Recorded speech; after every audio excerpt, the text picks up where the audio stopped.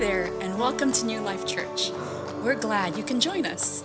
Before the message begins, be sure to like, share, and subscribe to all our social media platforms so that you can stay informed on all our latest content and events.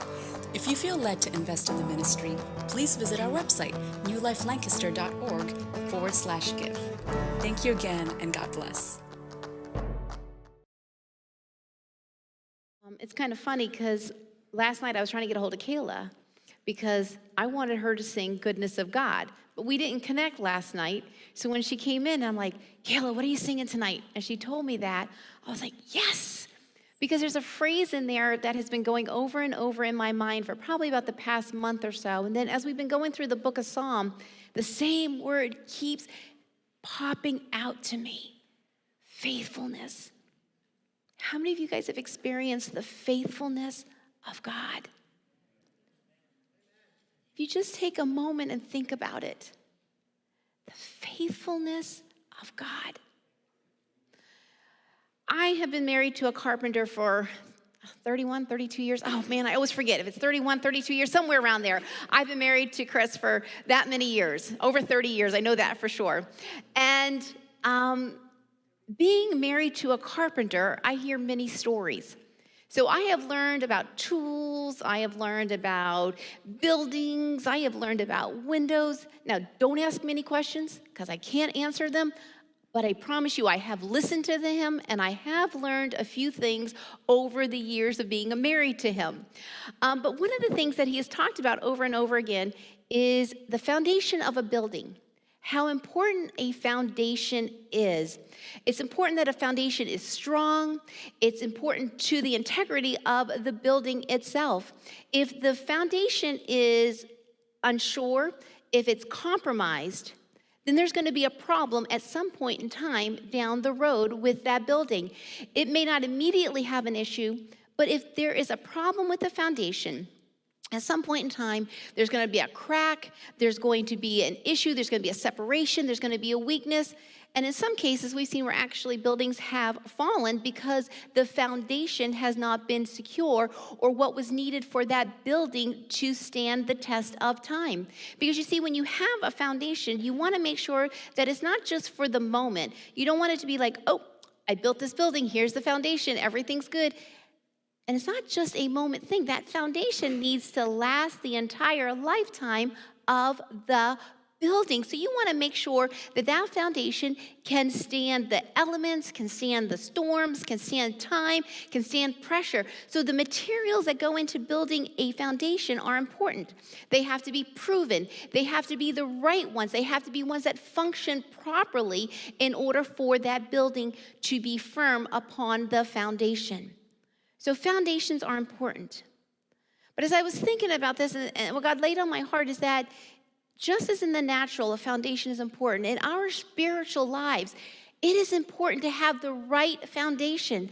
And the only foundation that is the right foundation, the only foundation that will stand the test of time, the foundation that does not crack or have any type of separation is a life that is built upon the foundation of Jesus Christ himself, upon God. We need to have a foundation that when the storms of life come, that when the elements around us are crazy, that when time passes, that when pressures arise, that when there's sunny days, when there's stormy days, that there is a foundation that our lives are built upon that we know will not have any issues whatsoever, no matter what comes our way. And that, again, that only foundation is found in who God is and in who he says he is to us. And we can build our lives upon that foundation of God himself. So what are some of those blocks that God says, what are some of those foundational things that God says that we can build our lives upon? Well, God says that he is good. I can build my life upon the fact that God is good. I can build my life upon the fact that God is love. He loves me all the time. His love chases after me. His love is all encompassing. I can build my life on the fact that God is just. And he's merciful. That's simply who he is. He doesn't have to become just and merciful. He is just and merciful. He is gracious. He is truth. He is omnipotent, omnipresent, and omniscient. Those are just a few of the things that we find in God's word of who he is, of why I can build my life upon him. Therefore, my life, because it's built on who God is and who he declares himself to be, I know that I have a firm foundation. I don't have to worry about it. Whatever comes my way, if I have built my life upon who God says he is, and I am operating upon what his word says, then I know that I am on a sure and solid foundation. Well, one of the other building blocks that I want to talk about, one of those other foundational parts of that, is that God is faithful, period. It's not that God was faithful, past tense, and he's not faithful anymore. And it's not that God will be faithful, future tense, but he's not faithful now. God is faithful now. I don't know what's going on in your life. I don't know what the journey is that you're on. I don't know what's taking place, but I want you to know that we need to start at the foundation that God is faithful. I don't know what the report is that you've had. I don't know what the issues. I don't know the storms. I don't know what the day looks like for you tomorrow. But I do know one thing. God is faithful. He doesn't have to become faithful. He is faithful by his very nature.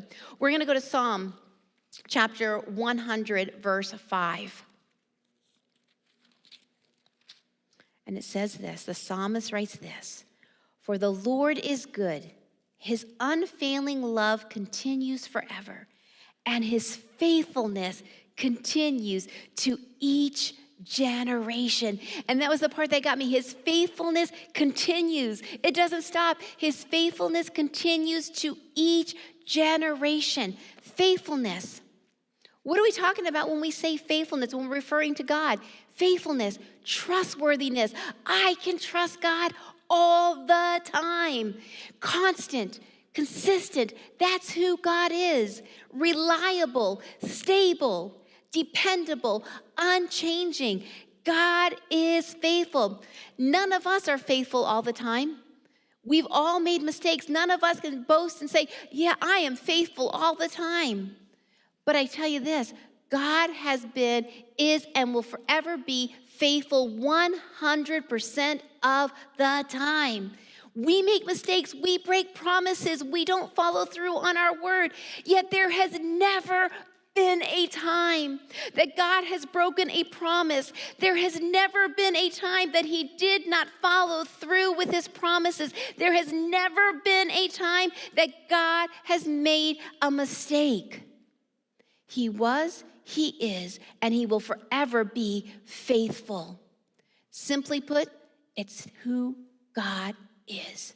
It goes to the very core of the God that we serve. He has been, like I said, he has been, he is, and he forever will be faithful. His faithfulness continues. The psalmist declares that in chapter 100. The psalmist declares that God is faithful and it continues. There's no beginning, there's no end, because it's simply who he is. And I can build my life upon that truth, that God is faithful. But there's a problem. We liken God's faithfulness to what we understand in the human realm.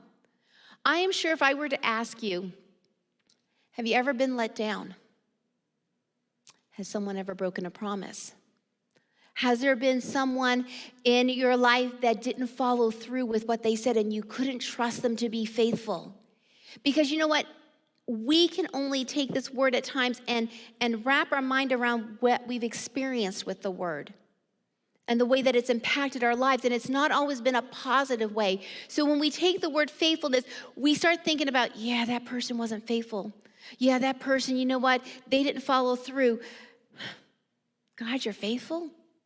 What does that look like? What does that mean? Because I'm only understanding this. And we have to go beyond what our emotions. We have to go beyond what we have experienced. We have to go beyond our thinking. And we need to understand that God is faithful to his word. It's not based on my perception. It's not based on the mistakes other people have made. I can't liken that to what God declares himself to be. He declares himself to be faithful to all generations, and I am going to stand on that promise that God has given to me. You are faithful, God. I don't see it. I don't get it. I don't understand it, but I do know that you have said that you are faithful.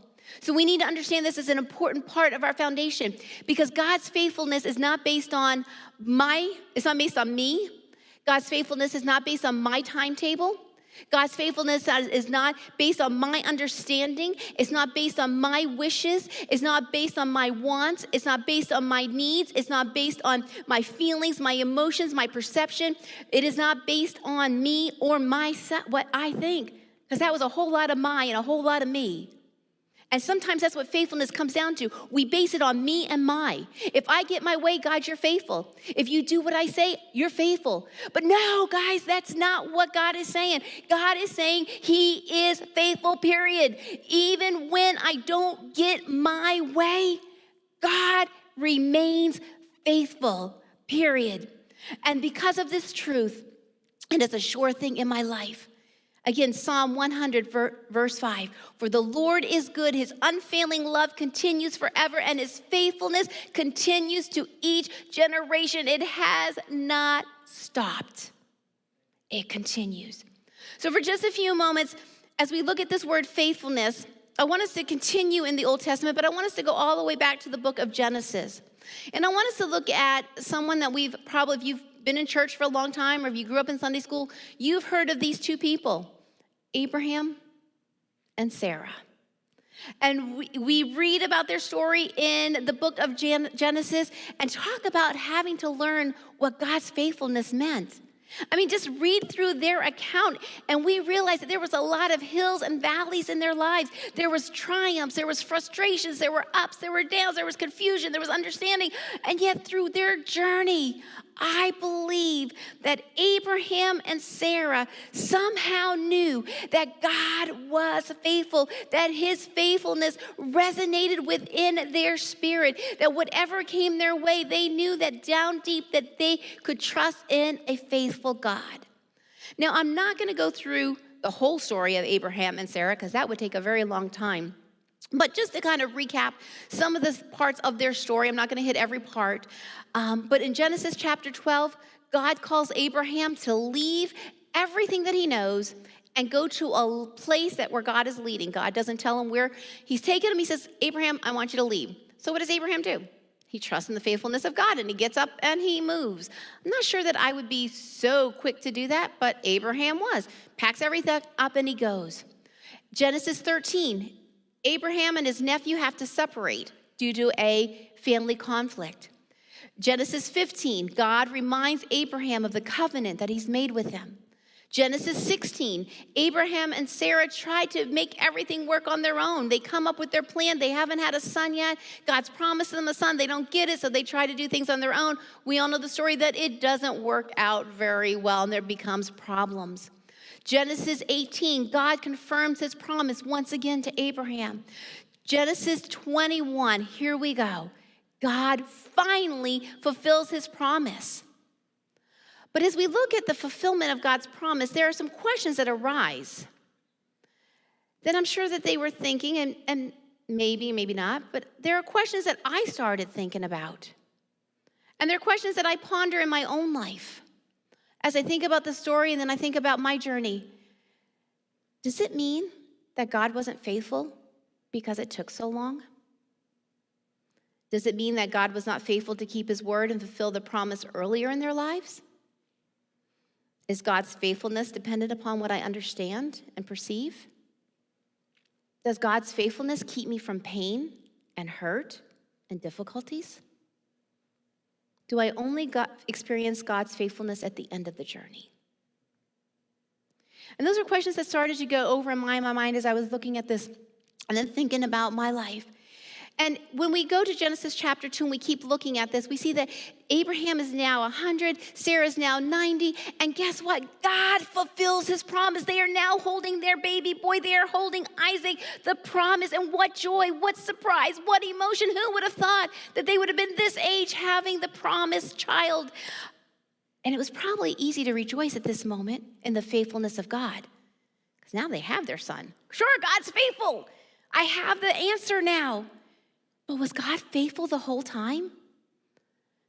And what I had to come to realize is that in order for this truth to be foundational in my life, the answer is yes. God was faithful the whole time. Not just when they held Isaac, but God was faithful from the beginning. It didn't matter what the journey looked like. What the truth was is that God was there every single moment. So now they have their son. Everything's going great until one day, as we continue the story, what does God ask of Abraham? He said, I need you to give me back your son. What? Wait a minute, God, you were so faithful. You gave me the son just like you said you would. They could have argued every argument under the sun. Again, this is found in Genesis chapter 2. And sometimes I think what we forget, because we become so familiar with the Bible, we forget that this really happened. Abraham and Sarah really had to wait for the promise of God. They really had to understand the faithfulness of God.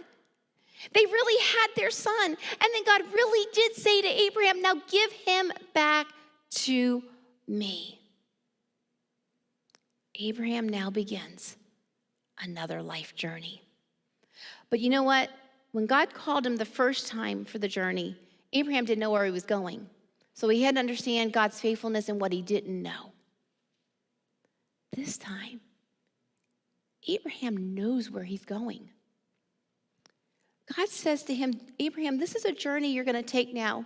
It's going to involve sacrifice, and it's going to involve an altar, and it's going to involve your son. Abraham clearly knew what God was saying to him. And Abraham had to come to a realization, I believe in his heart, that God is faithful.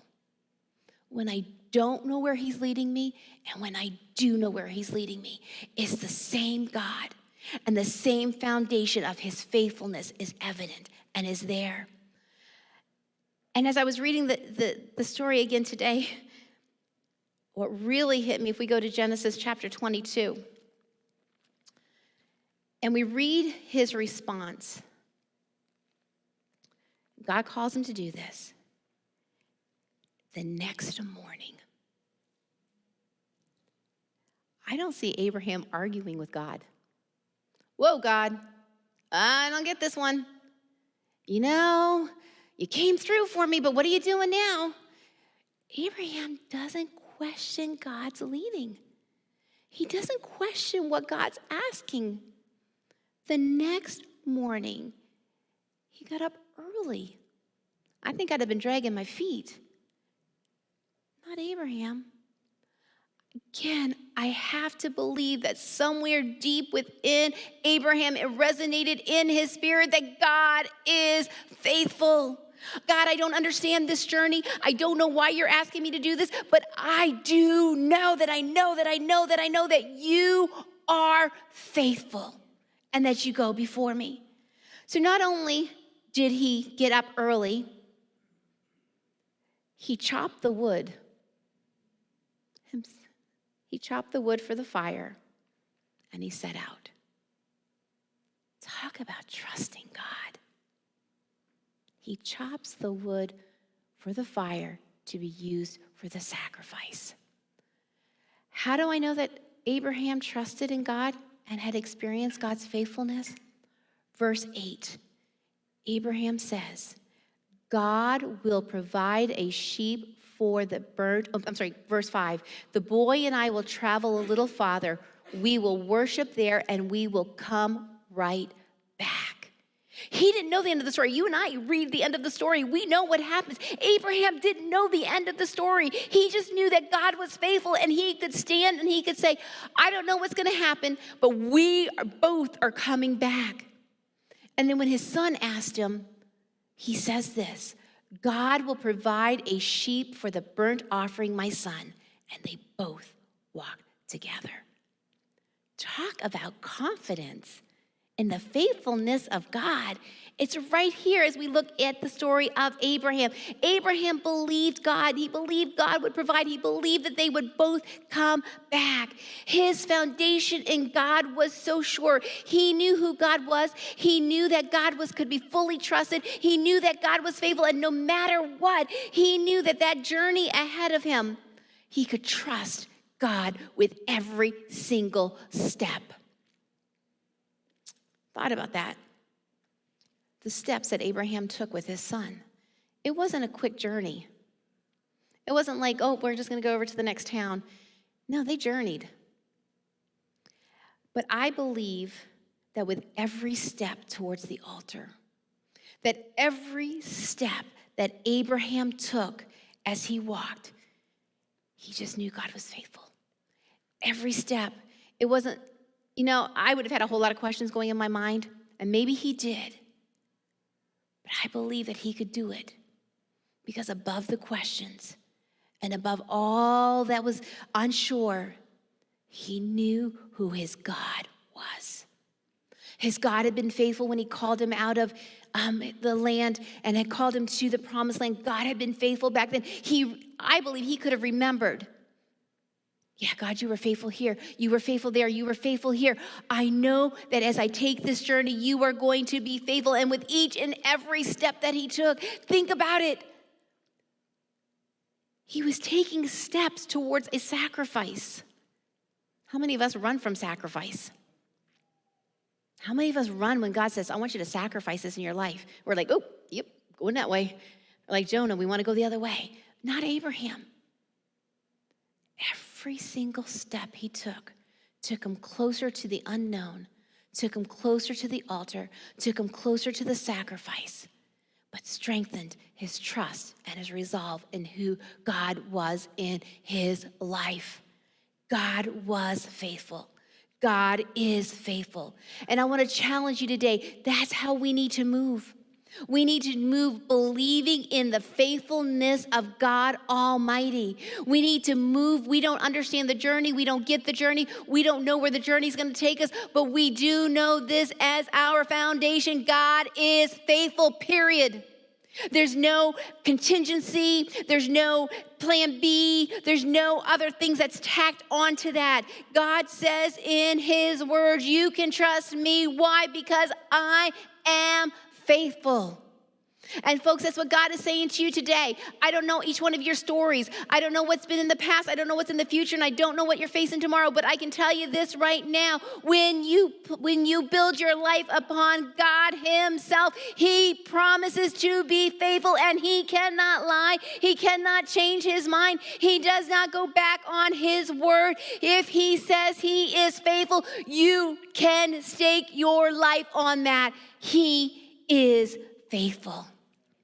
And like I said, that just really got to me. Every step. And our journeys are steps, aren't they? I don't always run in my journey. There are some days that are really good, but there are days that I'm just taking those steps. But as I take each and every step, I know who my God is. And I know who he declares himself to be. So after we've looked at the story of Abraham, where does that leave us? There's 3 things I want to just share. First of all, we need to establish in our lives, in our thinking, in our emotions, that God is faithful. That's just who he is, and that is foundational. Because life gets crazy. Life is here and there. There's so many things that are pulling at our attention. There's things that happen that we plan. There are things that happen that we don't plan. There are the expected, unexpected, everything. There's so many things that take place in our lives on a daily basis, on a weekly basis, on a monthly basis. There are things that I understand. There are things that I don't understand. There's questions that I have. Why not? How come? How come not? There's all kinds of things. But what I have to understand is that I cannot base God's faithfulness on all of these emotions that I have, because my emotions are crazy.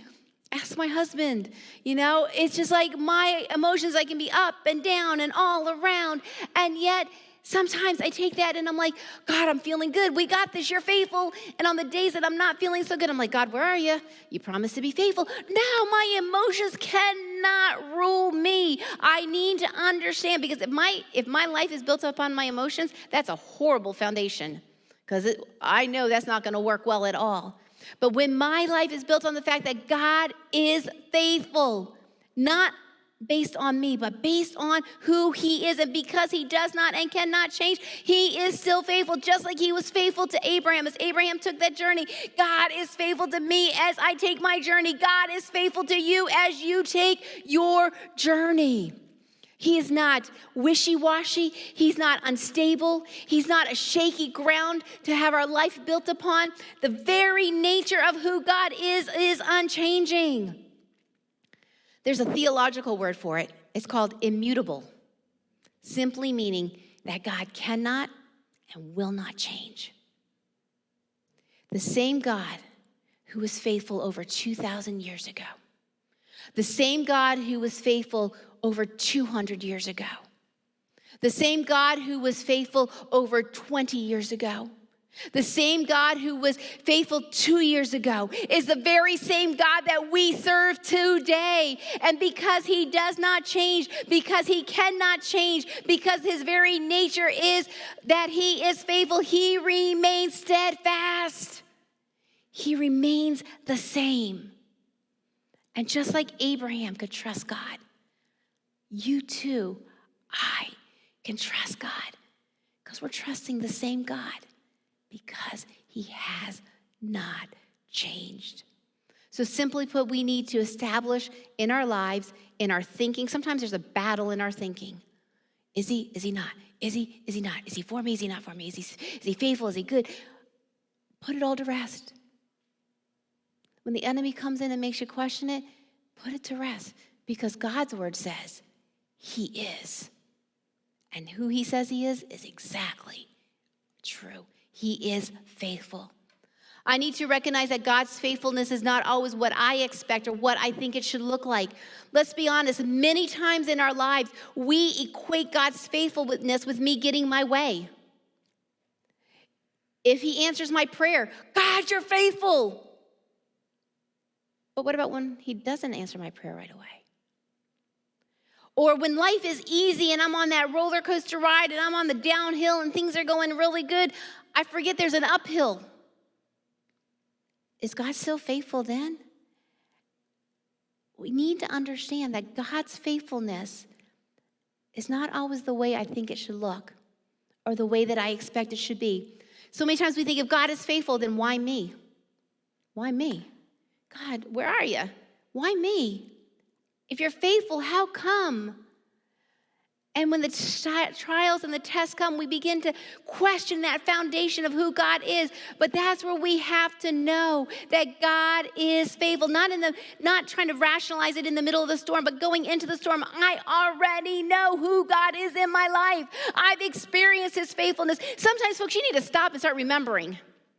How many times have we read remember in the book of Psalm alone? Remember what God has done. Remember when God was with you. Remember when God answered this prayer. Folks, sometimes we need to stop and say, you know what? Calm down. God, you were faithful here. God, you were faithful in this situation. And if you're the same God that you declare yourself to be, then I know you're faithful here too. We need to sometimes stop and remember the faithfulness of God, because we quickly forget. We quickly forget, or the storms of life come and we choose to forget because we don't like what's happening. And that's when we need to stop and we say, God, I know you're faithful. I know you're trustworthy. I know you're reliable. I know you're constant. I know that it is based not on how I feel or what I see or what I perceive, but it is based on the word of God himself. I know that you are faithful. And again, that journey that Abraham took, we quickly read over it because it's found in just a few verses. But think about it. The journey, God was faithful on day one of the journey. When they got to their place, God was faithful. And on the way back, they were faithful. So the journey that we have may not be what we wanted or we picked, but you can be rest assured that every step, God is faithful. I believe as we talk about that journey, they had to get there. But he also put his son down on the altar. Okay, it wasn't like, okay, you got to the place. That was really good, Abraham. Thanks for trusting me. No, he had to put his son on the altar. Talk about trusting in the faithfulness of God. Because remember what Abraham had said? He had said, God's going to provide. Abraham did not know how God was going to provide. You may not know how God's going to provide. You may not know how the answer is going to come. You may not see how it's all going to work together. God, how can you take all of these pieces and do something with it? And God says, you don't have to figure that out. I am faithful to what I've said. But you know what? Sometimes we become afraid to trust God because we've been hurt. People have hurt us and not been faithful to us. Sometimes we become afraid to trust God. God, if I trust you, I just know you're going to cause something bad to happen because I'm trusting you and I have faith in you. Now that's where the enemy comes in and he distorts what God is saying. God is giving you this beautiful promise. I am faithful. And the enemy comes in and says, yeah, if you trust him, wait till the other foot drops. Wait till you see what's going to happen next. That is a lie of the enemy, my friend. Don't let the enemy come in and steal or try to put cracks or anything else in that foundation that God has laid in your life. God is faithful. We confuse blessing. The enemy will have us confuse blessing and faithfulness. If I'm blessed by God, which I'm blessed all the time, but if I feel the blessings of God, then God's faithful. No. Even when I don't feel the blessing, God is still faithful. Even when I don't perceive, God is still faithful. Even when I turn to my left and I turn to my right and I look behind me and I look in front of me and I feel like I'm all alone. Let me tell you something, friend, you are not alone. God is faithful. He is faithful to be with you. He is faithful to walk with you. He is faithful to provide for you. And I'm jumping ahead, so I'm going to stop right there for 1 second. But God is faithful. So when the lies try to come in and crack that foundation, when the lies come in and try to mess up what you know to be true, I challenge you today, I challenge myself to stand on the fact and say it to yourself. Say it aloud if you have to. No, God is faithful. When the enemy comes in with a lie, no, God is faithful. When he tells you to give up, no, God is faithful. When he tells you that God is done, no, God is faithful. God is faithful. Just as he's faithful when the answer comes, he's faithful in leading up to the answer. He's not just faithful when the answer's here. He's faithful in the steps leading up to that answer. Just as he's faithful in the water and in the fires, God is faithful on the other side. Just as he is faithful on the mountaintop, he is faithful in the valley. Just as he is faithful when I am rejoicing, he is faithful when I am mourning. Just as he is faithful when I see, he is just as faithful when I don't see. Just as he is faithful when I take my first step, he's faithful when I take my 5th step. He's faithful when I take my 50th step. He's faithful when I take my 100th step. He's faithful when I take my last step. God is faithful. That does not change. Psalm 89:8. Oh, Lord God of heaven's armies, where is there anyone as mighty as you? Oh, Lord, you are entirely faithful. The psalmist here uses the word entirely faithful. So we have continually faithful, entirely faithful. And I need to remember that God never promised me it would be easy, but God promised me that he would be faithful. I need to recognize the sovereignty of God and trust in that. And then lastly, I need to recognize and trust God's faithfulness in my life and to keep moving. I don't want to just stop. I don't want to just wait. I don't want to just give up. I want to keep moving in the fact because I have a foundation that is secure. My God said he is faithful, so I will keep moving in the fact that he is faithful. Now, we need to understand that recognizing God's faithful and trusting it is two different things. kind of like this chair that I have here. I know this is a chair. Maybe I've read about it. Maybe you've told me about it. This chair can hold me. I can talk about it all I want. But I don't fully trust this chair until I sit on it. And now I've experienced the trustworthiness of this chair. Folks, God's faithfulness is not just something that we read about. It's not something I'm like, oh, wow, that's really good. Oh, God, thank you. And I put it away. It's not something that I just talk about to somebody else. Yeah, God's faithful. I don't fully understand it till I take it upon myself and I put it to the test. And I say, yeah, God, I've experienced your faithfulness.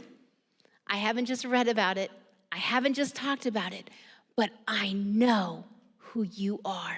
I know my foundation, and I know that it is secure. The same God that was back when Abraham was taking his journey is the same God who's with you taking your journey. Foundational to our faith, foundational to our spiritual life. What is God faithful to do? I'm not going to read all these verses, but I'm going to give them to you, the reference. 1 John 1:9. If we confess our sins, he is faithful and just to forgive us of our sins. What is God faithful to do? He's faithful to forgive us. Isaiah 43:2 talks about when we go through the water and we go through the fire, that God is with us. What is he? He's faithful on the journey.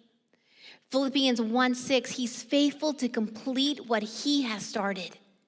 He doesn't give up on me. 1 Thessalonians 5:23 and 24 says the same thing, that God is faithful. Philippians 4:19 and Matthew 6 says that God is a faithful provider, that God provides for me. 1 Corinthians 10:13, that he's faithful to provide a way of escape in temptation.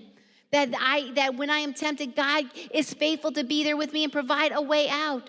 Psalm 33:4, that God is faithful to his word. Isaiah 33:6, he will be the sure foundation for your times, a rich store of salvation and wisdom and knowledge. And that sure foundation right there comes from the Hebrew word that means faithful. So again, God is saying, I'm that sure foundation. I am that faithful foundation. 2 Timothy 3:3, 2 Thessalonians 3:3, 2 Timothy 2:13. Even when we're unfaithful, he remains faithful. His faithfulness is not dependent upon me. It's not dependent upon who I am. God's faithfulness is who he is to the core. He is faithful. Hebrews 10:23. He is faithful to keep his promises. He can be trusted. We need to act on what we know. Don't dread the journey because you don't know. Recognize that God is faithful, which gives you the strength and the courage to take that next step. So don't go backwards. Don't give up. Don't say, what's the use? Go back to what your foundation is. Your foundation is the fact that God is faithful. Let's go back to our questions we asked at the beginning. Does this mean God was not faithful because it took so long? No. God is faithful no matter what. Does this mean that God was not faithful to keep his word and fulfill the promises earlier in their life? Nope. God is faithful no matter the stage of life. Does this mean that God's faithfulness is dependent upon what I understand or perceive? No. God's faithfulness is much bigger than that. Does God's faithfulness keep me from pain and hurt and difficulties? No, but he promises to be faithful. Do I only experience God's faithfulness at the end of my journey when I'm holding the promise? No, my friend. You can experience God's faithfulness every step of the journey. Every day you can stand on the fact that God is faithful. We need to realize that because we can't choose to have God faithful one day and the next day he's not, because God's not a God who changes. So it's time that we recognize, God, you're faithful no matter what. I'm not going to pick and choose whether you are or you're not because this is how I feel or this is what I see. No, I'm going to stand on the promise. And I challenge all of us to believe that, to declare that, to stand on that. God, you told me who you are. God, you tell me who you are now. God, you tell me who you will be tomorrow. You are good. You are love. You are gracious. You are compassionate. You are caring. You are all these things. And God, tonight, I stand on the fact that you are faithful. You're constant. You're trustworthy. You're reliable. You're all of that. And then you know what can happen? I don't have to worry about tomorrow. I don't have to lay my head down at night wondering what's going to happen tomorrow. I can lay down in peace because I know God's got it, because I know I can trust in him, because I know that he's already there. He already knows what's going to take place.